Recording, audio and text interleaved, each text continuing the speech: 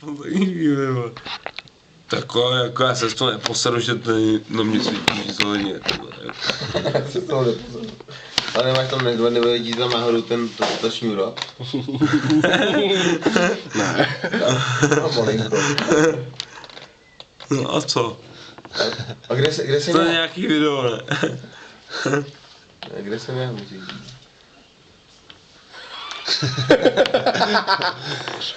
Uděláme interview, jo? Tak na to jste narazil v poslední době. Zajímavého. Na zajímavého jsem narazil v poslední době tím, že jsem začal jezdit na kole. Jelikož jsem protože začal sportovat.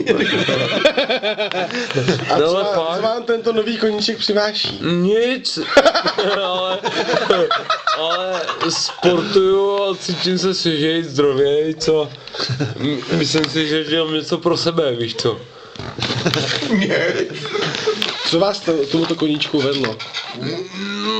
Kolo, to a na popud mé přítelkyně jsem se vynasnažil až tak, že jsem se vynasnažil.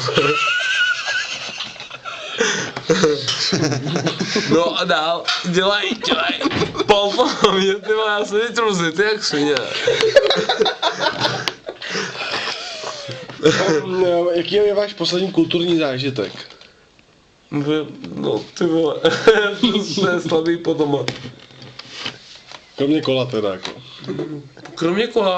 Kromě kola to bylo dneska prase.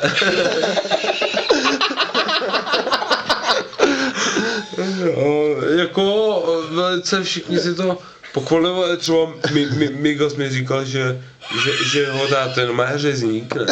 A že prostě tady tuto, a že mu to jako tak nechutnalo u něj. A jsem si říkal, ty krávo, ty čuráku, ne? Počkej, jestli mu to nechutnalo tak u něj, tak tě pochválil, že to máš lepší. No, on mě hrozně chválil, ale jak mě může chválit mě, vole, před tátou řezníkem, ty vole, víš co? Hele, ta houba je docela dobrá, člověče, to je dobrý, to si dejte, to si ochutnejte, fakt dobrý, vole. Ten to kurva bude umět, ne? Jak? Nějak jo,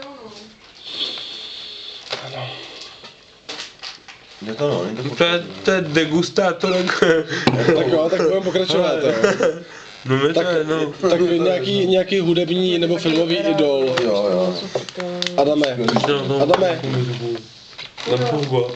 nějaký idol hudební nebo filmový idol. Hrdina z dětství. Hrdina z dětství, no. Já jsem neměl moc dětství. Pohodě. To je skvělý. Co tvoje práce, jak tě baví? No. To je další věc, ty vole. Práce. Máš to, ne?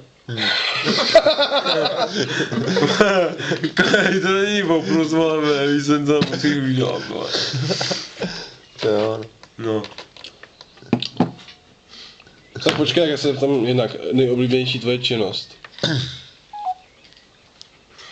To je stejný. Co odpověď, to je perla.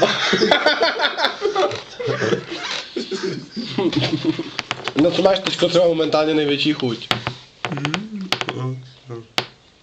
To nevím, no.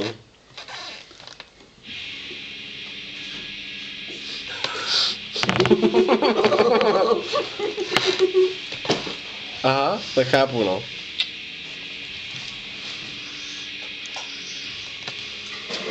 To je můj anděl z nebes, ty vole. No jo. Nic víc, nic míň. Víš co?